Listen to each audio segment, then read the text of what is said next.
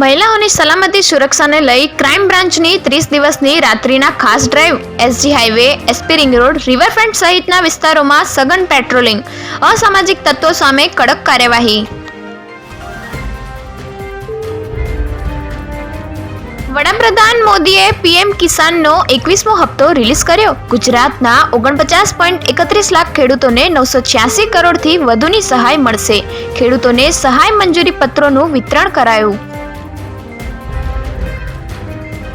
કડીમાંથી આંતરરાજ્ય સળિયા ચોરી કરતી ગેંગ ઝડપાઈ. સ્ટેટ મોનિટરિંગ સેલે બાપા સીતારામ હોટેલ નજીક દરોડો પાડી 77 લાખનો મુદ્દામાલ જપ્ત કર્યો. 10 આરોપીઓ ઝડપાયા, 5 વોન્ટેડ.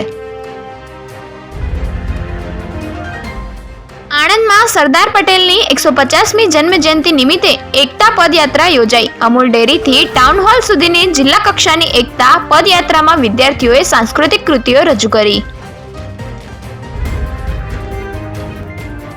નિવૃત્ત શિક્ષકને 7 દિવસ ડિજિટલ એરેસ્ટ કરી 1 કરોડ પડાવ્યા. મુંબઈ ક્રાઇમ બ્રાન્ચમાંથી હોવાનું કહી સાયબર આતંકવાદમાં હાજર થવા કહ્યું. દીકરીઓને ભારતમાં ડિપોર્ટ કરવાની ધમકી આપી.